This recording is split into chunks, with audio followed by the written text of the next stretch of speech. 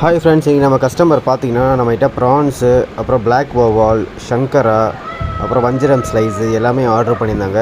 எல்லாமே பார்த்தீங்கன்னா அவங்க திருச்சி வரைக்கும் எடுத்துகிட்டு போகிறாங்களாம். ஸோ அதுக்கேற்ற மாதிரி பக்காவாக பேக் பண்ணி கேட்டிருந்தாங்க. ஸோ நாமளும் அவங்க கேட்ட மாதிரி ஒயிட் கவரில் போட்டு பக்காவாக ஸ்டாப்லர் பெயிண்ட் அடித்து கொடுத்தோம். எதுக்காக ஸ்டாப்லர் பெயிண்ட் அடிக்கிறோம் அப்படின்னா, நம்ம மீன் வெட்டின மீன் மேலே ஐஸ் போடக்கூடாது. ஐஸ் போட்டால் அதோடய டேஸ்ட்டு குறையும். ஸோ அதுக்குள்ளே ஐஸ் உள்ளே இறங்கக்கூடாதுக்காக நம்ம ஸ்டாப்லர் பெயிண்ட் வச்சு பக்காவாக பேக் பண்ணிகிட்ருக்கோம். அடுத்து பார்த்தீங்கன்னா ஓட்டை இல்லாத தெர்மாகோல் பாக்ஸை ஒன்று வாங்கிக்கிறோம். அப்போ தான் ஐஸ் வெளியே வராது, தண்ணி வெளியே இறங்காது. ஸோ அடியில் கொஞ்சம் ஐஸை போட்டுட்டு அப்புறம் மேலே ஃபுல்லாக மீன் அடிக்கிட்டோம். அதுக்கப்புறம் பார்த்தீங்கன்னா மேலே ஃபுல்லாக டைட்டாக ஐஸ் போட்டாச்சு.